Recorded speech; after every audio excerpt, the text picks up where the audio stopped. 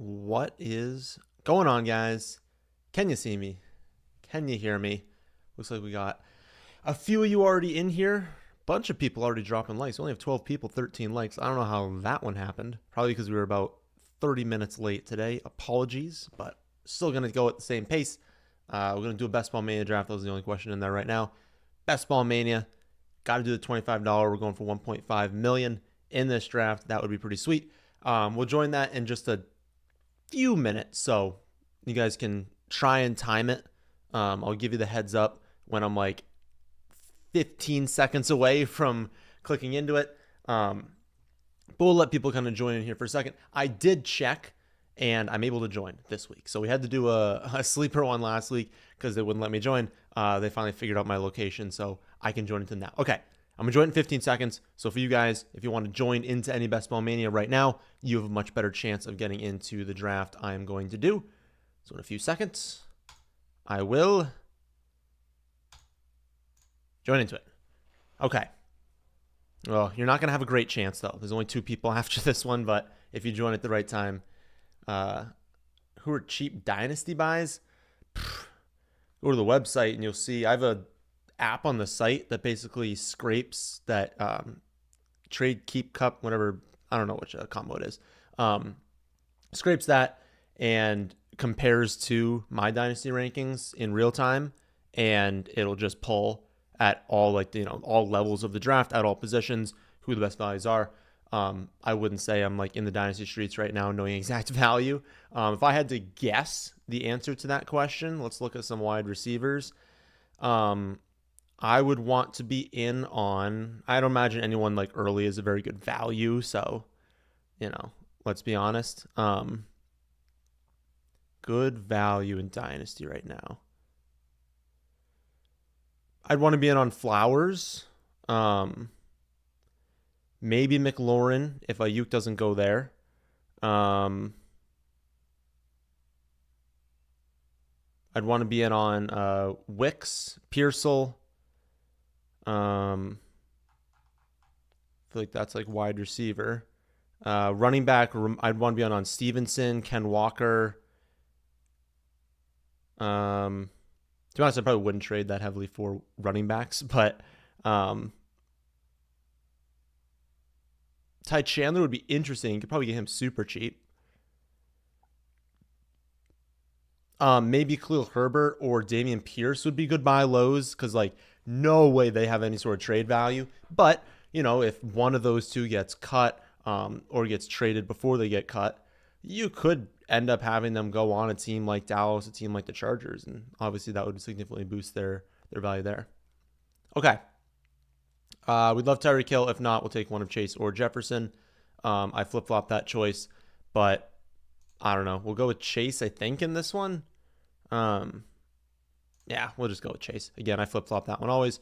We will pull this up for all of you so no one comes at me not seeing the draft board. And I think we can line it up a little bit better. Here, why don't we do something like this? That good? There.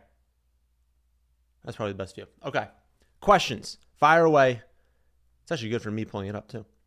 Fire away in the comments. I'll answer any questions you guys have.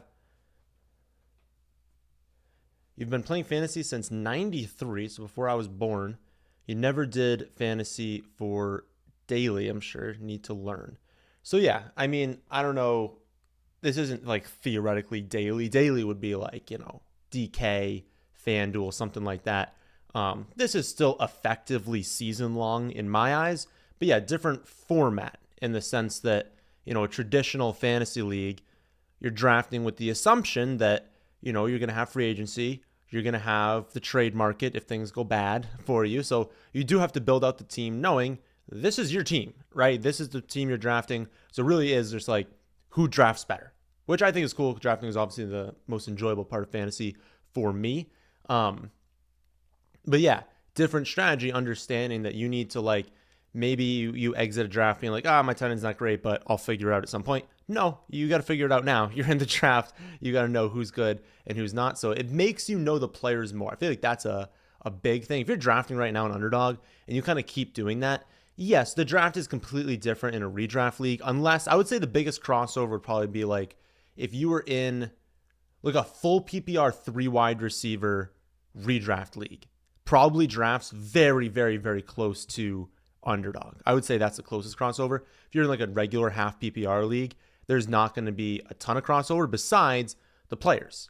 Within positions, you're going to understand, hey, this player is never available amongst these wide receivers. They usually go way earlier than that. Underdog also has the sharpest drafters because, of course, people are paying money to do the draft. So you can kind of like get into that sort of mindset of like understanding where value is. And it just makes you know the players more. If you're putting money in on it right now, you better know who's in these drafts, right? So I think there's like multiple reasons to want to do it, even if the exact crossover isn't there. Okay. We're going to be up in 3. We got Chase. I'd be fine with Saquon. Saquon falling a lot. I don't think it's that warranted. I think he's got crazy upside. But it truly is just like these wide receivers. Like everyone is steaming wide receivers heavily. So that's just why everyone wants to draft wide receiver. They're going way up on draft boards, and you're getting Barkley way later than expected. My next pick will be 28. I have a crazy amount of Derrick Henry, and I'd prefer not to take him at 28 because I get him a ton at a little bit later than that. I want to pull this up. Bengals got Titans, Browns, and okay, so that's not going to help us at all. I feel like I want to go Saquon here. I just don't think it's warranted this fall down. If you wanted to go, I'm taking Saquon. I'm still good with him there. If you wanted to go Debo, I think that would be fine too, especially if Ayuk actually ends up leaving and Debo like has a season like what was it, 2021 when he had that great year? I don't remember what year exactly it was. But if he's like featured like that and he goes off and he produces as like a top 3 wide receiver and you pair that with Jamar Chase, that's pretty significant upside. Also kind of gives us those 2 wide receivers. So definitely viable going with Debo in that spot. I can't. We just know, like, when you have these running backs, like, why you want to avoid them on Underdog is not only that you have to start 3 wide receivers, you want to start 4. That means you probably want, like, 8 that you feel good about. So I understand the theory behind wanting wide receiver heavily. I have a model that simulated 500 years of Underdog drafts, and it concluded that the best strategy was literally drafting 7 wide receivers in a row. Does that change based on everyone drafting wide receivers way earlier than used to? Yes, I do think the math changes there. And a big reason you avoid running back is because there's a lot of busts early in the position, right? But like Saquon would have to like break his leg or tear his ACL or something would have to happen for him to not have like, 60, 70 receptions, double-digit touchdowns, well over 1,000 rushing yards. Like he's just going to be good. You just like know that that's going to happen. And to get that at the end of round 2, I don't know. I just feel like that gives us a lot of value in my eyes. So yeah. In a lot of builds, I'd be looking at Derrick Henry. But again, I get him so much at like 31, 32, 33 that taking him at 28, it's like, all right, he's already my most rostered player. I don't think I need to be doing that. Plus, I have Metcalf ranked the highest here. So I think that's just kind of like the obvious choice. I already have the running back. I should just take DK Metcalf. So pretty easy start for us, honestly. Not really any decisions besides the Debo one. And again, you could kind of flip off that either way. Hit the like button. I agree. Hit the like button. We're now up to 75 people. 110 in total have joined in here. 21 likes. Let's get that up to 30. Can 9 of you hit the like button? Okay. Here we go. Questions. Yeah, I used to get your number out. Yeah. Olden days for fantasy. You notice the rankings have been pushing wide receivers up every day. I haven't updated in a bit. Every day, even the 2 wide receiver PPR format. Is it too early to think too much of it? For example, Kyron is ranked. So yes, I went through an update and I bumped up wide receivers given ADP. To be honest, we just don't have accurate ADP for redraft leagues right now. So we don't 100% know how the market's going to react.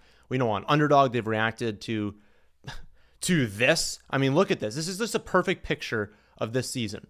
Look at the box surrounding Saquon Barkley. Look at all of these wide receivers that have been drafted around him. That is what people are doing on Underdog right now. Is that going to translate to redraft leagues? When we get into August, probably not. Everyone loves running backs. People are not invested in this. They're going to take running backs a little bit earlier on, and being not best ball, it is still optimal. I'm going to have a 4-part series going over the decision for running back coming in this next week. I think starting on Monday. I think Monday, Wednesday, Friday, Monday. Those 4 videos are going over draft strategy, where we're going to touch on redraft leagues and how important running back kind of is.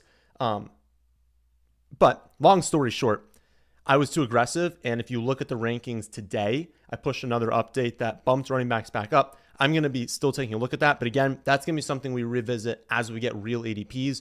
Nobody is drafting real leagues right now for redraft, so we don't have real ADPs. I would say mid-July. When mid-July happens, we're going to get, or start getting at least, real rock-solid ADPs for these major platforms, Sleeper, ESPN, Yahoo. When we compare those to the rankings, that's when I'll see, how aggressively are people taking wide receiver. Again, it is not going to be nearly as aggressive as we're seeing on Underdog. We're going to see Zay Flowers probably in round 5 or 6. We're going to see Derrick Henry, I would imagine, in round 2. Probably early round 2 is where he should be. But yeah, I moved him up, so we're not going to get them as aggressively as we were before. But again, no one's actually doing the redraft drafts right now, so it's hard to know ADP. Which redraft platform do you think has the smartest ADP? Your friends have played on ESPN over the years and refused to change so much. So which platform ADP can you find value from? So in terms of what you should be looking at, you're still looking at the platform you draft on, right? You still want to be looking at ESPN and compare to rankings, whatever ranking source you trust. I think mine are the best, but whatever you trust. If we're talking about which one, so what I have on the site, and it's not up yet because ADPs aren't there, is I compare to all of them to find the best pick. So you would take ESPN and you would just compare to Sleeper. You'd compare to NFL, you compare to Yahoo. And if a player on ESPN is going earlier or later than all of those platforms, they're either a terrible value or a great value on ESPN. So it wouldn't be comparing one. It would just be saying, I'm drafting here. They're going way later everywhere else. I probably shouldn't be drafting this player, even if I like them. Vice versa. They are going way later on my platform than everyone else. Even if I don't like them that much, they're probably a pretty good value. If you just want straight up who do I think has the best ADPs, probably Sleeper. Sleeper probably has the fewest dead drafts going on. ESPN used to be the place to go, but they've had kind of crazy ADPs. I just don't like Yahoo or NFL. I don't think they have the best ones. But my guess would be Sleeper probably has the sharpest ones. But you don't want to draft on that.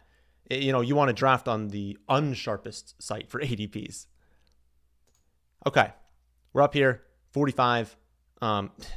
Jacobs also has been cratering in drafts. If we straight up sort by ADP, we're getting a really good value in Jalen Hurts, and we have Saquon, so we can begin a stack there. So that wouldn't be a bad idea. Top wide receiver, both rankings in ADP, is Amari Cooper. Wide receiver would not be bad to go after. Also, it is that Cleveland stack. Remember, we have the Cleveland stack in 16. That could be something that gets us, into that finals week. I think the value is probably a little bit more in going with Jalen Hurts. Get that Philly stack. Really benefit if Philly just is awesome this season, because Saquon kind of, puts that offense into that next tier. They're already a good team, but if he kind of elevates it and he pays off this round 2 ADP, sure, he's taking touchdowns maybe away from Jalen Hurts, but it means that the team is doing well. I'm making a bet on the team here and saying, I think Philly scores 30 points per game. I'm going to lock up 98% of the touchdowns with Jalen Hurts and Saquon Barkley in the games where they have really, really high scores. I'm going to benefit from that. I should definitely know who they play. Do I not have both on here? All right, good. Steelers, Commanders, Cowboys. So we got to keep that in the back of our mind. If there's ever a 50-50, Steelers, Commanders, Cowboys are players we're going to want, because that's, who Philly's going up against in these playoff games. Okay. I'm taking Jacobs if he's there at 52. Again, I'm not going to flag plant this because I still have my concerns, but in round 5, I think it's a little bit egregious. I would love Jacobs. I would love Mark Andrews. I would probably structurally want Andrews over Jacobs. Commanders. Okay, so we want one of those three. Jacobs, Andrews, or McLaurin.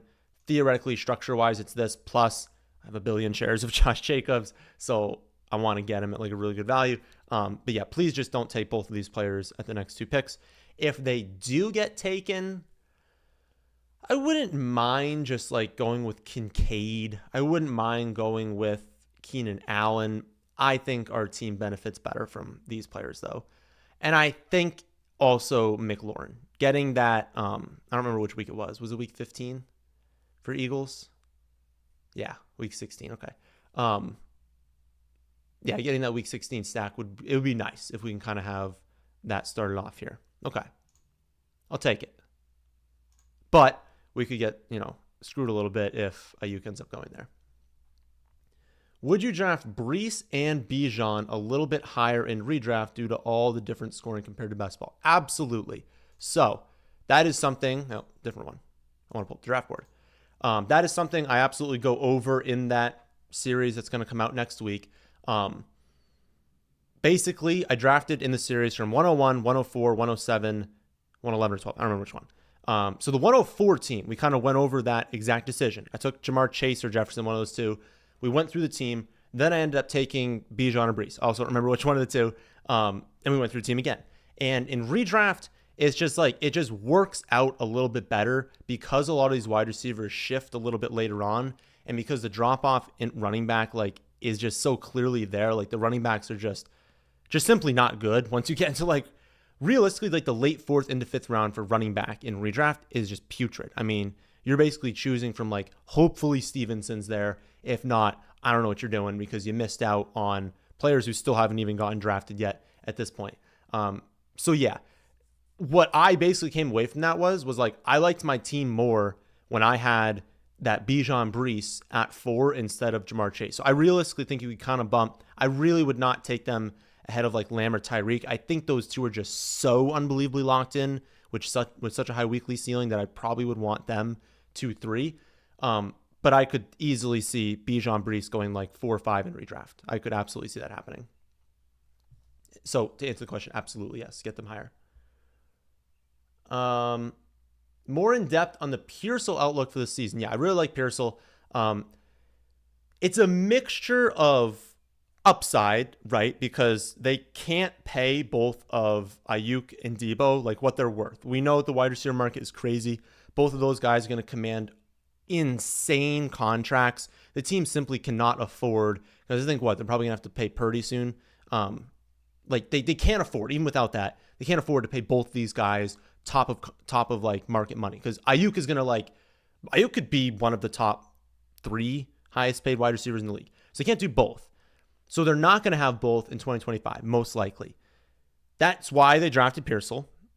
They want him to be that guy moving on.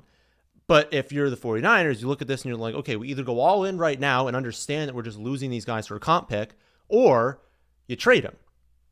So there's a world where one of these two gets traded. If that happens, Pearsall basically is this year's Puka. In my eyes, that could easily happen. He could have a season like that. Obviously, it's a stretch to say anyone's going to like break rookie records, but I think he's a really talented player. He unfortunately, he didn't have insane metrics in college, which is why everyone's production, he doesn't have high production, why production models aren't going to really be there.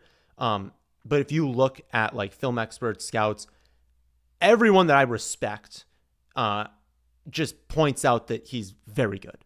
And when you watch him play, you're like, yeah, he's clearly very good. I don't know. I just think it's a perfect combination of talent, potential opportunity, and coaching. To have a season like Puka had, you need the coaching to be there as well. You need the scheme to be there. He's got that too. It's like everything is going in his favor. I think he could end up being like, if Ayuk actually ends up getting traded, like I think Pearsall goes in round 6, round 7, and to be able to have that opportunity at pick like 140, like how many players at pick 140 can you actually say that about? It's just, you could literally gain like 6 rounds of closing line value, which is crazy. So I think that is just worth doing. Okay. I like the build so far. Structurally, we're looking pretty good. Tight end, no. I'm just not a Kittle guy. I don't know. I just don't want to draft him very much. Decent spot for wide receiver. Addison, Deontay, Ladd. Ladd. We can begin a Seattle stack if we wanted to because we have Metcalf, but we're reaching 8 picks for it, which is probably not sharp to do. So probably won't go there. I like Ken Walker a lot, and that is also a Seattle stack. So we could go with Ken Walker. Stroud has been cratering, absolutely cratering in drafts. If I had a Houston player, I'd be all over this. I will consider him at the next turn, but I already have Jalen Hurts, so I don't really want to do it now. I want to get a little bit more value there. I think I want to go Ken Walker. I want to open up the possibility at our next pick, which is going to be right there, that we can have we can have this JSN. We can just open up a Seattle stack, hope that, this new offensive coordinator comes in there. He's airing the ball out, but that just makes them more efficient overall. That leads to higher scoring potential. It leads to, maybe more holes for Ken Walker to run through. I just think, how explosive a player he is. He also just fits the underdog format very well. He's someone that can take it to the house literally any play. And because we open up the JSN, now we can have a really nice Seattle stack starting. Who does Seattle plays Green Bay, Minnesota, and the Bears. So we don't have any of that, but some of those players we can definitely find a little bit later on. So I would probably just for our team put JSN first there. But yeah, I really would like one of those two. I wouldn't take Burrow. I wouldn't reach for the Burrow Chase stack here. It'd be great to get, but a lot of other people are going to have a similar build getting him at value, so I wouldn't do that. It's not a spot where you really want to go after your third running back. I like, obviously, Montgomery. I like Stevenson. It's too early to get that third running back here. We don't have the tight end yet. We don't have probably enough wide receivers to go after a third running back unless we want like a really thin running back team, which I like. I like the thin running back teams, only drafting 4, but I would really like Deontay. Or this guy's going so heavy. So heavy at wide receiver. He took JSN. I really didn't think he would end up taking JSN. But 6 wide receivers and a tight end. And if this guy takes Deontay, I'm not going to be pleased. Oh, wait, but we have... It actually might make more sense. Seattle plays Green Bay in week 15. Doesn't make more sense to gain a little bit of exposure. Was Carolina wasn't... Yeah, I don't think Carolina was anything that we have. It probably makes sense to gain exposure here. I have very little Christian Watson. I have a lot of Deontay Johnson. They are right next to each other in my rankings. Oh, wait, they're not. No. Oh, okay. That's fine. I was looking at the wrong column. They're not right next to each other in the rankings.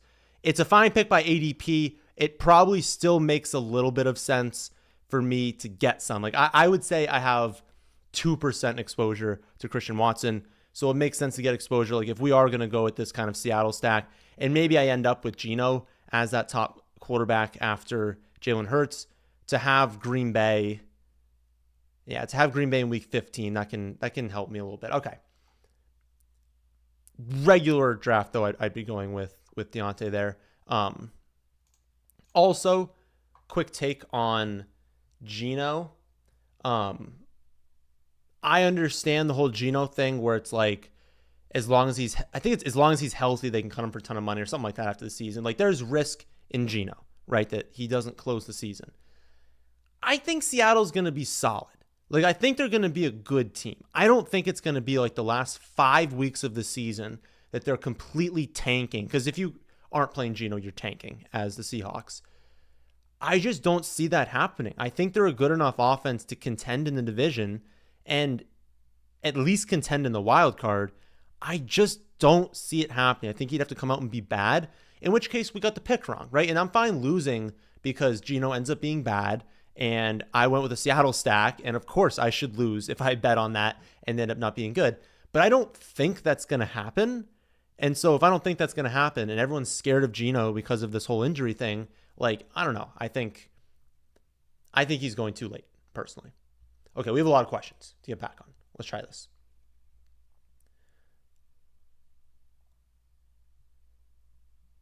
Um, 14 team half PPR redraft. Bad idea to take 2 players from the same team, round 1 and 2. Bijan London, AJ Saquon feels like a bad strategy. In my opinion, it is. The only way I'd like stacking, especially in a league that deep, is are you betting on a team? Houston, for example.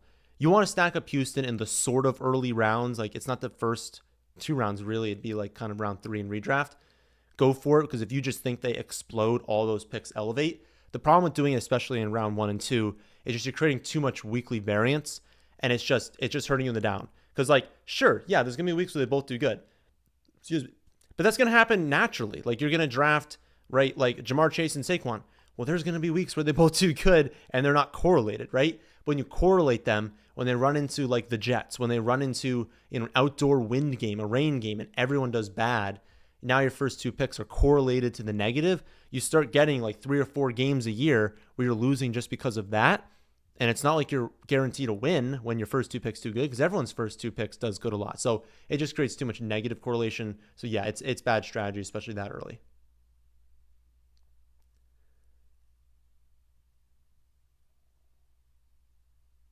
I don't know why I know why it's gone and you get it and all, but just wanted to reiterate that I missed. Oh, stat of the day.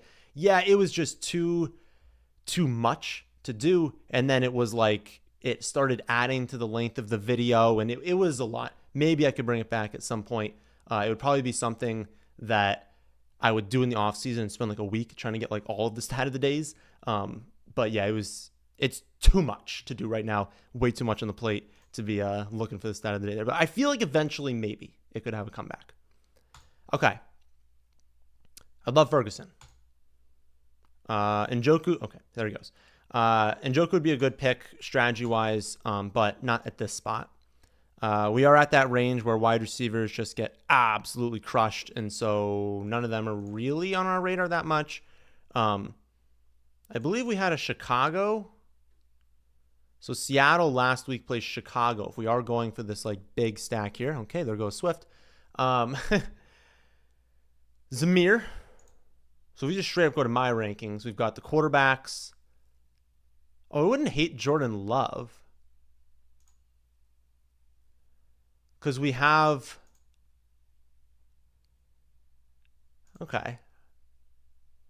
I wouldn't hate Jordan Love here, but I think I'm going to go with Zamir instead. Yeah, I'm going to go with Zamir, because I think process-wise it makes a little bit more sense right now. But if Love were available at the next pick, we'd be getting much better ADP value. We're pairing with Christian Watson, who knows this season with Christian Watson. But we can also go after Wicks a little bit later on. Go after Poe Melton in the final round if we wanted to. But and the tight ends. So we have a lot of potential like full stacks we can do there with Green Bay. The play would be if Christian Watson crushes, and they got Jaden Reed, and they got Dobbs and Wicks, like, this offense is going to be sick. And so if I'm making the bet on Christian Watson, I should probably make the bet on Jordan Love as well. So maybe should have gone with him at that spot, but it felt like a reach, and it is a reach by 3 spots of ADP at quarterback. And like, there's going to be sick quarterback value in like every draft. Like, someone is going to fall super far, and you can like kind of create that value there.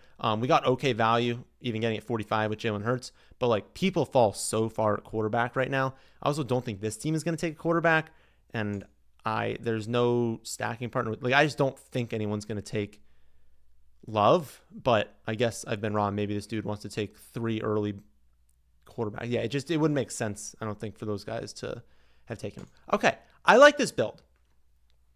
Look at it again. Hurts and Love. We can go with 3 quarterback, but personally, going this early, I wouldn't do it unless something comes of the Seattle stack. Like, if we get like another Seattle player or something, maybe we could do Geno as a backdoor. Saquon, Ken Walker, Zamir. We're just loading up on touches there. Chase, Metcalf, McLaurin, Christian Watson. I think we're still good at wide receiver. We definitely need to go after the wide receiver, not like too aggressively, but like relatively aggressively. But we're good on quarterback, so really, and we're probably good on running back for a little bit. as well. This is a range where we probably should be loading up on our favorite wide receivers. Okay. When should you take Nick Chubb? Next comment, never. It's just like too early to kind of know for sure. On Underdog specifically, I've seen him fall to pick like 140, which is, I mean, what even is 140? Like round 12. Redraft, you're probably looking at round 10 for that, 9, 10. I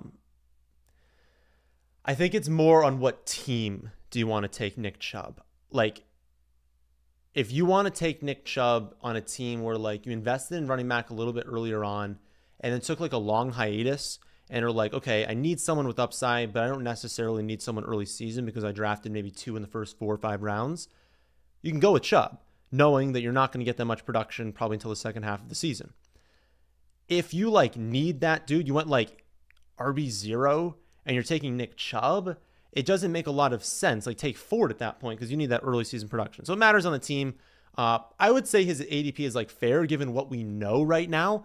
But if it came out in a week that like Nick Chubb was definitely going to miss half the season, his ADP should fall even further. It's just like we don't know really right now. So I think his ADP makes sense. Again, I think he's going like around round 12-ish on Underdog right now, which is probably like 2 or 3 rounds earlier in redraft. And I think that's like a fair spot for him.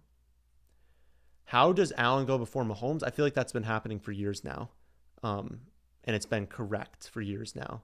So I don't know about that. If you draft Chubb, you really want an IR spot. Yeah, I mean, if you have an IR spot, it makes him a much more appealing pick because now you take one of your late round picks, you basically get a free one back. Yeah, you could probably drive him up a little bit more. But again, not too early in a redraft league because you might be losing him for literally half of the season. How is Drake London going so high? Yeah, that was, yeah, it is early. Like London Nico is certainly early. I will say though, like that Houston offense has a lot of upside and Nico's good, man. Like it wasn't just CJ Stroud. Nico's a really, really good wide receiver. But he goes that early because of what people think, the combination of Kirk Cousins along with just losing Arthur Smith. Arthur Smith was just sucked all of the value out of everyone because he's such a bad coach. Any human is probably going to increase the value of everyone on that team. And when they go more passive, it's really going to benefit London because it's not like they have very good backup wide receivers.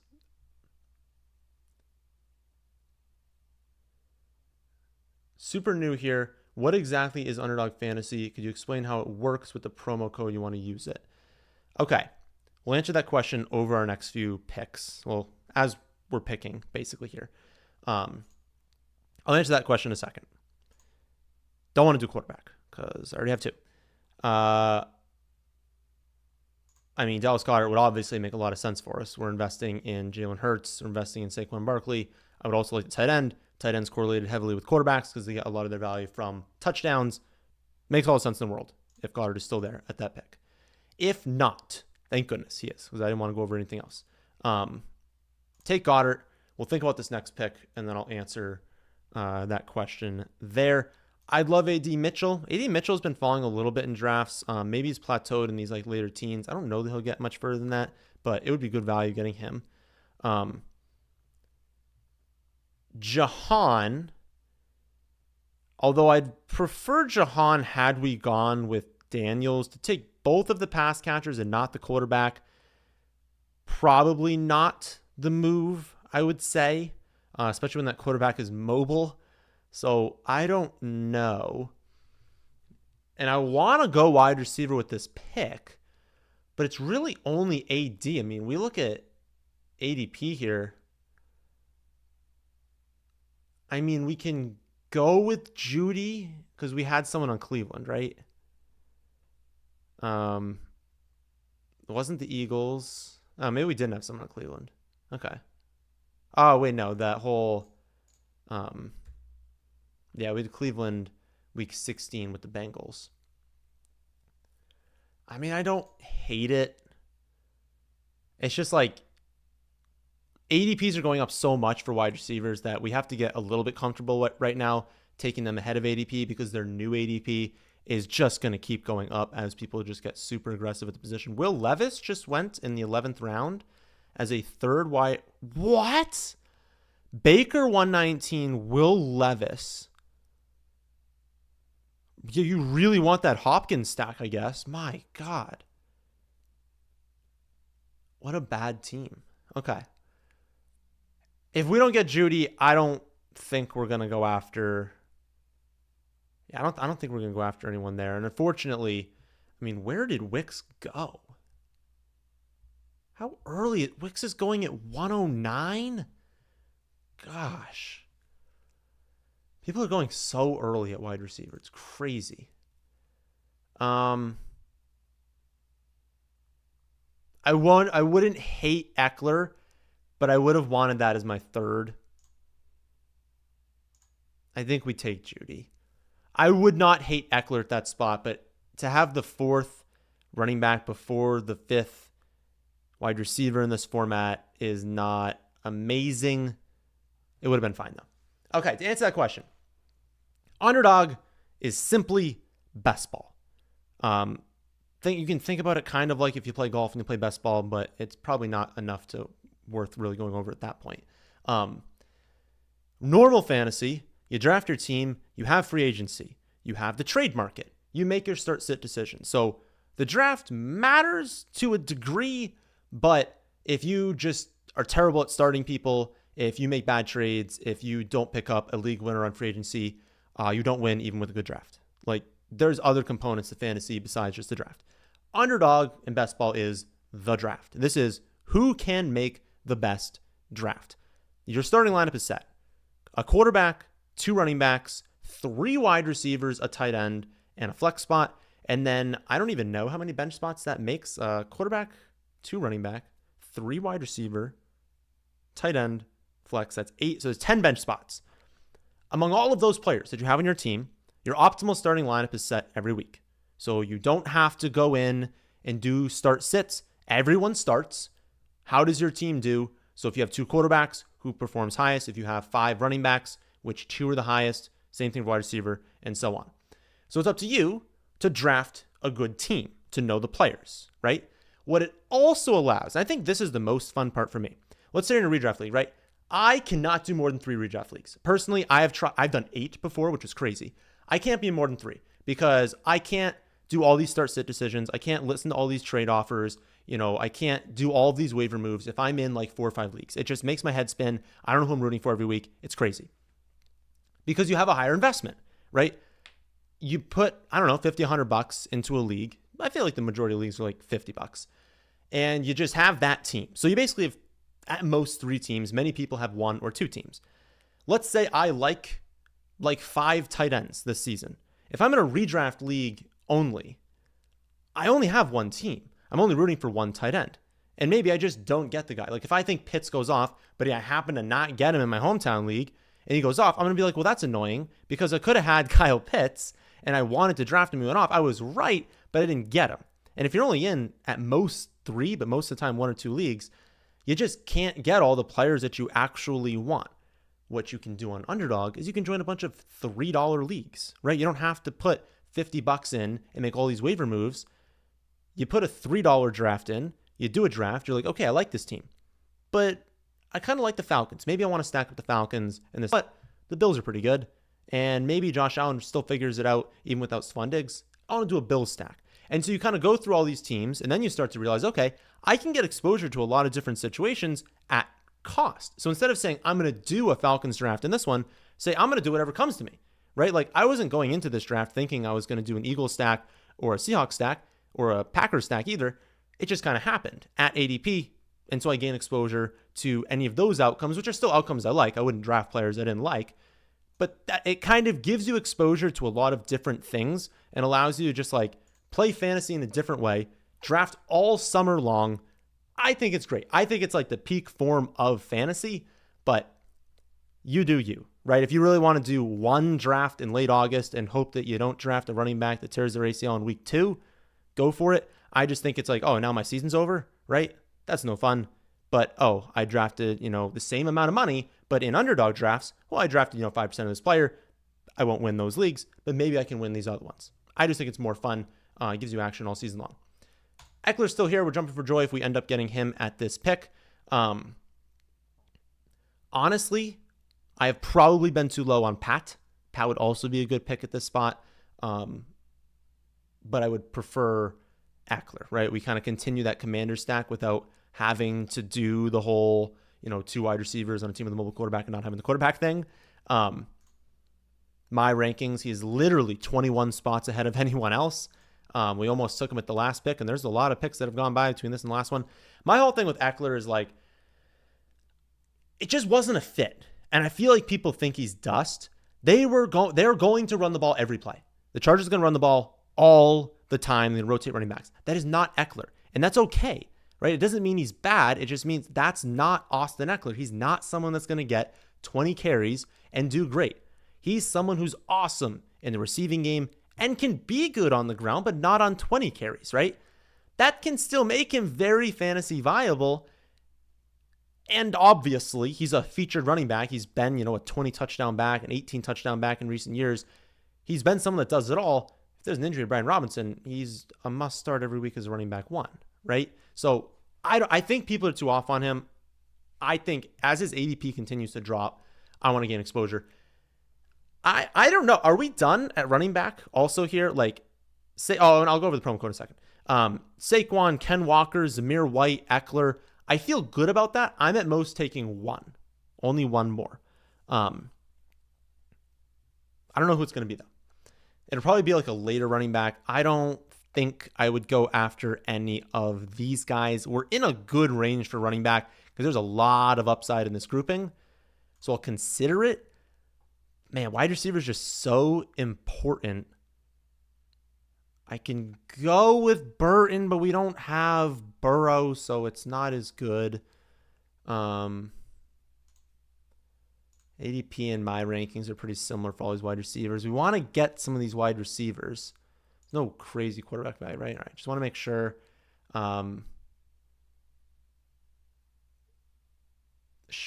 Should we go with Musgrave, though? I can get Tucker Kraft, though, later on. I do want, Love is more of a pocket passer, so I do want 2. Okay, it's Musgrave or I guess Mooney. Do we think we could get Musgrave at the next pick? Oh, that guy doesn't even have a tight end. I don't think we can get him at the next pick, but we could get... I'm going to go Mooney. I'm going to go Mooney because, off chance we can get Musgrave. If not, I'll grab Tucker Kraft, who I think people are too low on this season. And I should be able to lock in Tucker Kraft if I take him in 17, right? I mean, what's his ADP? Tucker Kraft, 208. Or no.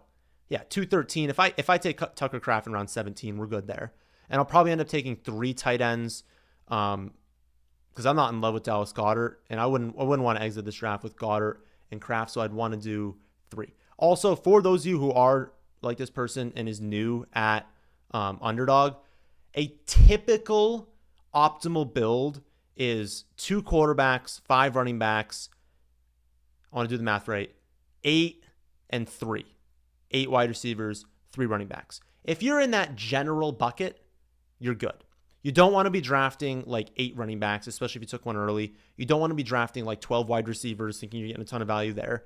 Like you want to be in that general bucket with more wide receivers. It just depends on also where you draft them. So I invested kind of evenly. I took a wide receiver in the first round, but then took one in round 3. What is that, like round? It'll be easier if I do it this way. Round 3, round 5, round 7. I was kind of even at wide receiver, so I don't think I would need 9 wide receivers in this build. I did take a long break at the position, but I would say I should be around 8 wide receivers in this one. If you are a team, I don't think there's any examples in this one. Oh, this is an okay example. Henry, Mixon, Moss. Okay, this team, Achane and McCaffrey. Do you notice how this person literally didn't draft another one until 13? Because you've got all of this capital invested here. You're going to need to go heavy at these other positions because you've abandoned them for a while. So it makes sense this team waited for the 3rd running back for Kendre Miller. This team should probably only take 4, depending on overlap and bye weeks, maybe take that 5th. Had they gone, I actually did a build the other day which I didn't like at the end of the day. But I took 3 running backs in total, but they were in the first 4 rounds. I just took 3 running backs in the first 4 rounds. So it depends on where you do it. But yeah, just kind of stick to that general thing. But for the promo code, basically when you sign up for your first account, it'll say, do you have a promo code? You do, FFA. Put that one in. Whatever you put in, they're going to match that 50% up to $250. So if you put in $100, they're going to say, okay, you put in 100, I will match 50% of that, which is $50. They just won't give you, like they gave you $50 there, they're not going to give you over 250. So if you put in 501, you're still only going to get the 250. They're not going to give you 250 and 50 cents. Like they're not going to go over the 250 there. I feel like most people aren't putting 500 in, but hey, more power to you if you want to do that. But again, you can do this on a budget. Like they don't all the time. If you look in the lobby, they won't always have the $3 drafts, but a lot of the time, and especially when we get into July and August, there'll probably always be a $3 and a $5 draft in there. Hammer those. You do not need to go up in stakes to $25, $50, $100 drafts. Do as many small dollar drafts as possible. Gain exposure to a lot of different outcomes because you're aiming for first place. I also wouldn't do any of the small stuff. Any of the like 12-team ones, do tournaments. The tournaments are in those like big square boxes. Do those ones. But what you also get when you do the promo code, so literally any promo code, if you just like type them online, they're all going to give you that 50%. You do the one that's on the banner on the site, it's going to give you 50% in the special. So everyone does that. And you get that with mine too. What you also get is the redraft rankings and Underdog. You see it on the screen right now. So if you're in a redraft league and you're like, I don't want to play Underdog that much, maybe I would try it out. Well, you'd get the redraft rankings also for free. So even if you try it out and you don't like it, listen, you got my Underdog rankings. You can try it out. If you hate it, you get the redraft rankings also for free, and you didn't really lose money because you invested. You have to do at least $10 for the deposit. You put the $10 in. They gave you 5, so now you're up to 15. You can enter, at least 3, but probably up to like 4, depending on how you budget it. 5 drafts if you do all the $3 ones.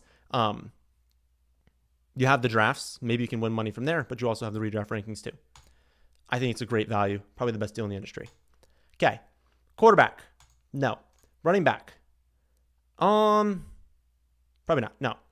Wide receiver. Ugh. It's not great.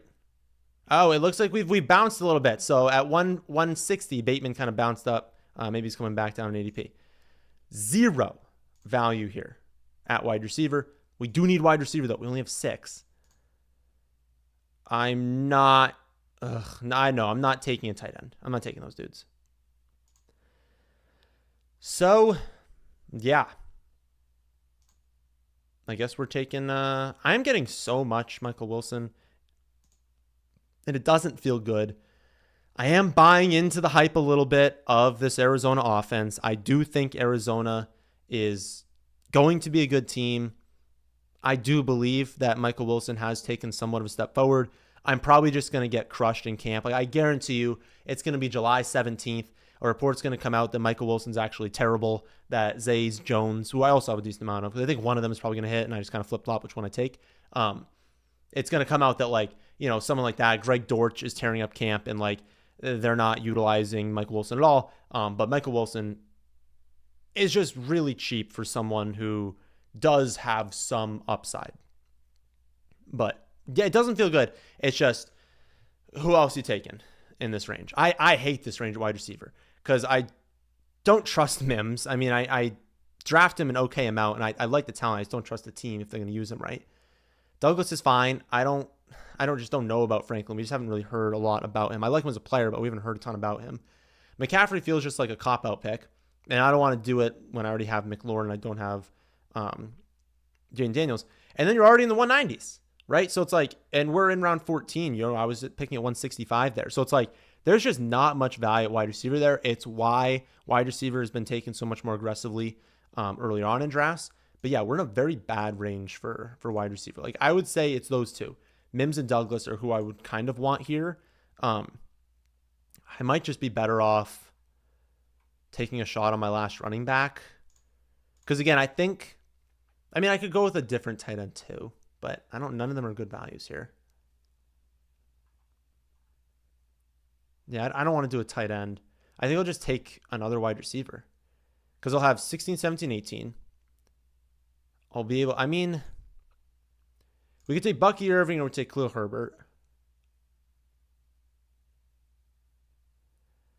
All right, fine. Why don't we just take, because I just don't want to take those receivers. Let's just take Bucky Irving. You could also go, the only reason I would do Herbert there is not for him being on Chicago. It's for Herbert getting traded, like I think said in this video, is that like if Khalil Herbert ends up going, like they want to keep Swift and Roschon and they just don't want Herbert on the team, someone would give them something for him. And if that team is Dallas or the Chargers, I'm looking for closing line value this late in drafts, Herbert makes sense as a pick. But with that being said, I do like Bucky Irving as well.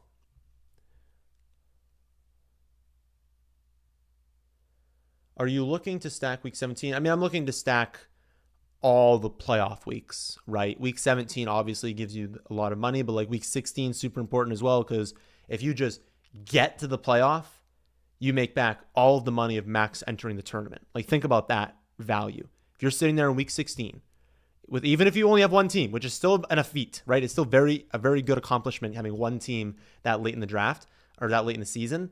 Like if you get a single team into week 17 and they get last place in that week, all of your buy-ins from all 150 drafts is paid for. And you profit because that was probably not the only team that made it. Like if you drafted 150 teams and only one of them got first or second place out of 12, I don't know what you're doing and I don't know how you made it to week 17 with that one build, but like that's how valuable it is. So week 16 is also very, very, very important. Why are you out on Kittle given the news craze about elite tight end and he's the cheapest of the group? I don't know. Like if they end up getting rid of one of these wide receivers, I'll like him a lot more. It just feels like he always has, this production when one of them is injured. When you have all of McCaffrey, Ayuk, and Debo, and now Pearsall as that third player that is, I think, going to have a decent target share, there's just going to be so many weeks where Kittle has like 3 or 4 targets. And it's like, yes, he lives on efficiency, but he just never has that high-end target share unless there is an injury. And I don't want that for my elite tight end. I feel like Ingram and Njoku Ferguson, they also have a really strong weekly ceiling, but they don't need an injury to hit that ceiling. It just feels like Kittle kind of does need an injury to happen, which he's gotten, right? We've had injuries to McCaffrey, Ayuk, Debo. We've had those injuries in recent seasons. We've had no wide receiver 3 kind of taking over there. I think adding in Pearsall gives them someone where they can just throw him into wherever that other wide receiver was doing and have that target share, which will negatively impact Kittle. And then also on a normal week when they have those 3, I think they're going to run a lot of 3 wide receiver sets and utilize that third wide receiver more than they have in the past. That hurts Kittle. I don't know. It just, I think he's good and I have him near his ADP, but he never really falls that much. So I just don't end up with him a lot.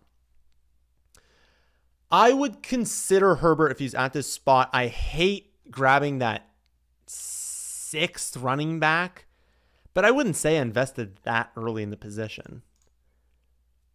The question is, would I be fine with these 7 wide receivers? That's the real question. Chase, Metcalf, McLaurin, Watson, Judy, Mooney, and Wilson. Okay, I don't have to make the call. I'm not sure I'm good with that. I think I want one more. If you wanted to go crazy, that's not a terrible pick in round 18. A lot of hype around that kid. Big play upside. There's just nowhere to put him on the field. Oh, God. Okay. I'm probably going to have to go with the tight end at this spot. I'll go Chig. I mean, Chig, Tucker Kraft, and then our favorite. What if we did go Bo Melton? I don't know. Are we feeling it? The problem is he needs like 2 injuries. Like I think he's a good player. And I don't know how Green Bay has hit on all these receivers. I don't think they know how they did it. But Bo Melton's like good. And like if he got snaps, he'd produce. No one drafts him. Nobody drafts Bo Melton. I don't know. That could be a differentiator. What if like Romeo Doubs ends up getting hurt or just, I don't know. I feel like they got to trade one of these dudes. Like you can't go into the season with 5 really strong wide receivers. Trade one of them. Someone's going to give you a lot for one of these young wide receivers. Like what if they traded Romeo Doubs, Christian Watson, I can't have him get hurt on this team. So we'll say Jaden Reed gets hurt, and you've got Christian Watson, Dontavian Wicks, and Bo Melton as the 3 receivers. I don't know. Like, tell yourself a story in round 18. The story with Bo Melton's not easy to get to, but nobody has him. And like the other options are, I mean, I go with my guys. I draft Tolbert. I draft McMillan. So many leagues because I think I think McMillan is good. I don't know that Tolbert's that good, but I think he's going to see the field a lot. But how much confidence do we really have in these guys? So honestly, I might do it. Tucker Kraft, and then we go Bo Melton as just a half-court shot in the final round. Let's do it. Why is CJ... Oh, let me get back to that one. And I will answer these questions after we finish this. Why is CJ dropping? Is this third person? Hold on. Does this person have 7 running backs? I need to look at that dude's team after. Okay, we take Tucker Kraft. Kamara, Mostert, Pollard, Gus, Zeke. Oh my God. How are you only going to have... I mean, I don't like this build at all that kid had. Okay. The question was, why is CJ dropping so much? You saw that happening over the past week or so. I think ETR just dropped him. Basically, if ETR makes a move, I would say it's probably not as high as I'm thinking, but 30% of people use ETR's rankings, and whenever they make a move, they just ADP lines up with what is happening there. It's probably ETR, fantasy points, and then like the footballers whenever you see a big move there, but I'm pretty sure ETR just dropped him in the rankings. I love it. He's my highest rostered quarterback. I've been seeing the drop as well. It makes me really, really want to attack Nico, Diggs, Tank Dell, and make sure I have an opportunity to take him. I drafted him the other day. I don't remember what pick it was at, but he was literally 30 picks behind ADP. I didn't have any of them, but I was like, I can't pass on this. I was like, I simply cannot. Like, I'll draft Dalton Schultz later on. I'll do whatever I have to. Like, he's good. And he's got so many weapons around him. I understand the weekly ceiling isn't as amazing because, like, if you look at the guys going around him, Anthony Richardson could score 28 points per game, right? Lamar has the single best season ever. Hurts could run for another 15 touchdowns. Josh Allen could run for another 15 touchdowns. You go behind him. Well, Kyler could also have a dominant year on the ground, and that offense is ascending. These guys going in the 90s. So I think people look at that and they're like, well, how much better is CJ Stroud?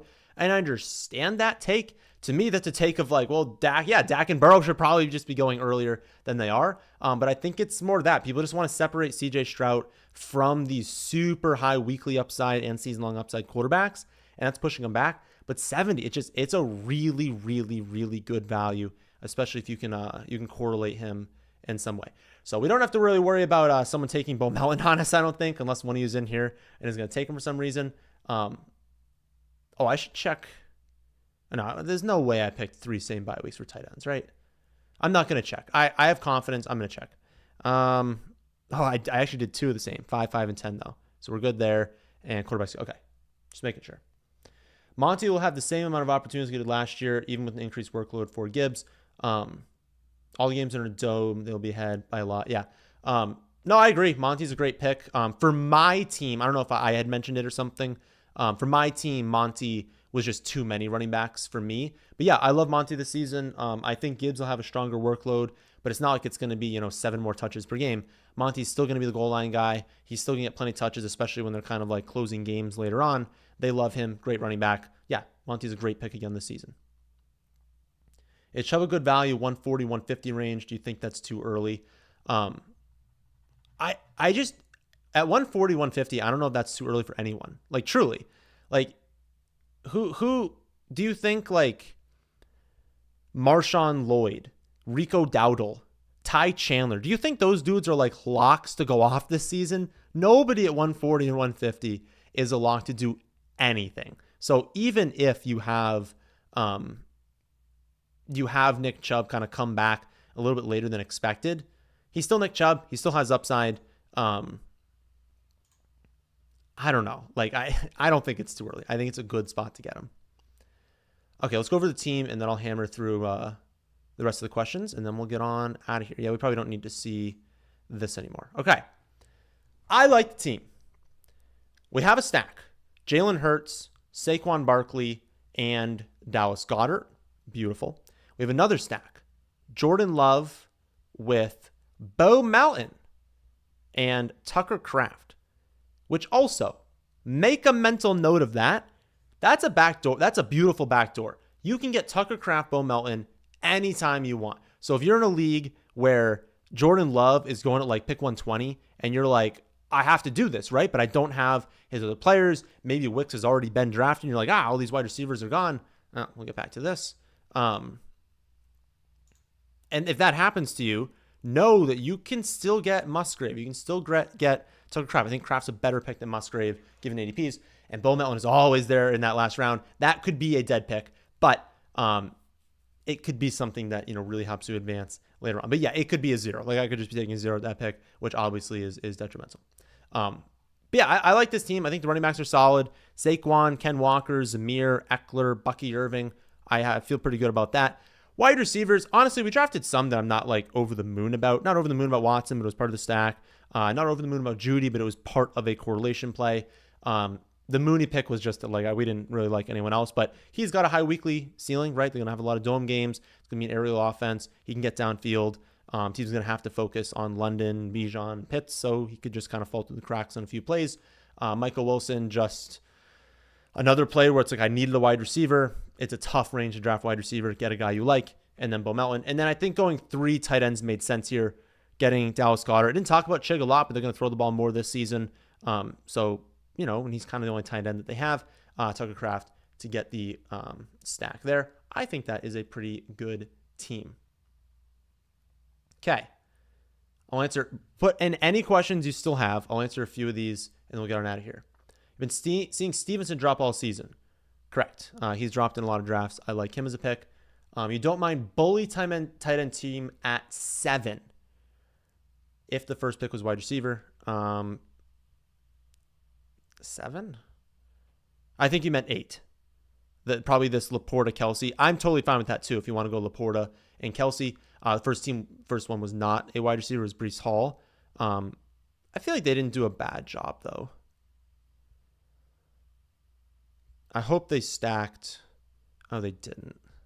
Oh, okay, they didn't actually end up with that good of a team because if you're going to do bully tight end, I mean, you'd love to get Mahomes and Goff, but you got to get one of them, and they didn't get either one of them. They took Joe Burrow completely unstacked. They only have Daniel Jones behind it, also completely unstacked. Oh no, Wandale, I guess. I mean, yeah, I don't like the team. I don't like how they ended up. You'll never understand what someone sees in Metcalf. Every year he's covered. Every year he leaves. Yeah, he does. Mess with those players. No secret. Okay, I can't follow all of that, but more pass heavy is basically the thing for him this season. Also, he's had seasons where he's paid off this ADP. If they're going to be more pass heavy, if JSN is going to take coverage away, like really all you needed was the passes to increase on that offense, and Metcalf was going to be good. I mean, you're not exactly taking him as a top 10 wide receiver. Like, we got Metcalf as, I'm not going to count it out, but what, was it in the 20? I should count it out. 5, 9, 10, 11, 12, 13, 14, 15, 16, 17, 18, 19, 20. The 21st wide receiver. He's almost a wide receiver 3 at that point. I like him. I think he's worth it there. Is there a limit for how much exposure one should have in one player? You feel like you're taking Deontay and McMillan too often. Yeah, you're probably using the rankings. You don't love other players in their range. So I have found that with McMillan especially, you kind of get to that, like, honestly, McMillan just goes in the 18th round a ton. And yeah, there's not a lot to love. I wouldn't go too heavy. I would say for me, I'm targeting like 30%. If we start getting to like 35, 40% of around 18 player, how much confidence can we really have in there? I think McMillan is one where it's like, I just don't see a world unless he gets hurt where his role isn't there. I think he's just got that number 3 role in lock. So I do think he's going to end up going earlier this summer. I think he'll be around 16 pick. So I'm fine getting to like 30%. I wouldn't want like 40% of them. Deontay, yeah, if you're in like the upper 20s to 30, I don't know if I'd go more than that, because especially with Deontay, there are a lot of wide receivers in his general range that project at least similarly. Like I shouldn't have 40% Deontay and 1% Christian Watson, because I'm not 40 times more confident that Deontay is going to outscore Christian Watson. So as you saw in this one, I do need to make an effort. If like we're part of a stack, we're thinking about that, like, and I like Jordan Love, I need to just like try and get a little bit more exposure to other players, right? Like JSN, I should probably make more of an effort on Brian Thomas because of his upside weekly. But yeah, 30 is probably like a good target range there. Where can you find that image of people who play in 15, 16, 17? The Discord, if you go into announcements. So Discord, free to join. Go to the website. I think it's under the draft content one. There's a drop down that says join the free Discord. Click in there, join it. Go to the announcements tab and just scroll up a bit, and then you can download those on there. I can put them on the website too, but I'd have to remember to do that, and I probably will forget. Love hurts. Oh, was I asking at that point? Well, I did what you guys wanted. What format is this mock? It's not a mock. It's half PPR. It's Underdog. Nick, is there a way you can fix the right side of the screen? Let's see. You guys can't see the team. Oh, well, it depends when you were talking about that. I can attempt to make the right side a little bit smaller. We are not going to have a live stream next week, so the first time I would do that is the week after that. Oh, Underdog is in Iowa. Yeah, they need to expand on a few of those. But yeah, I can maybe try and shrink the other side. I feel like we could see, though, on the other side there. You've seen that. Yeah, I don't know what that was talking about.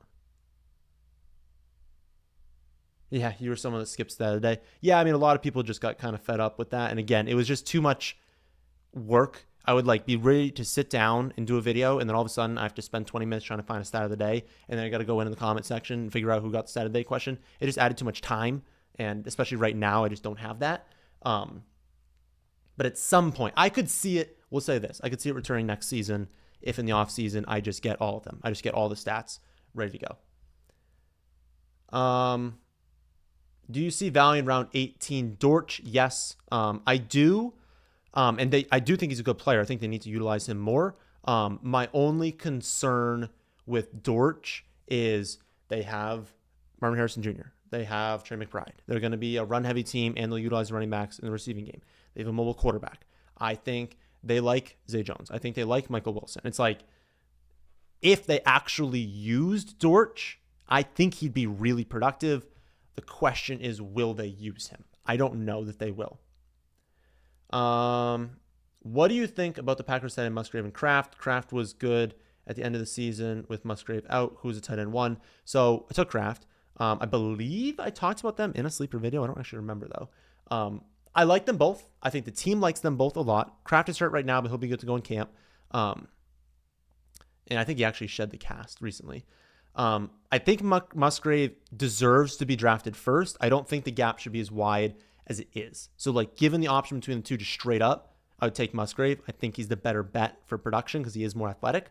But Kraft is still athletic. He is still someone that, like, you know, in round 17, many times around 18 on Underdog, I think that's a phenomenal pick. I would say in a redraft league, if you think Tucker Kraft is going to beat the Laporta, Kelsey, McBride, Kincaid, like, you think he's going to beat all those teams with Tucker Kraft, you got nothing coming. It's probably not going to happen. Why is Tutu going undrafted? Why would you draft him? He's not even like, is he even the fourth best receiver in that team? And they only use 3 wide receivers. Okay.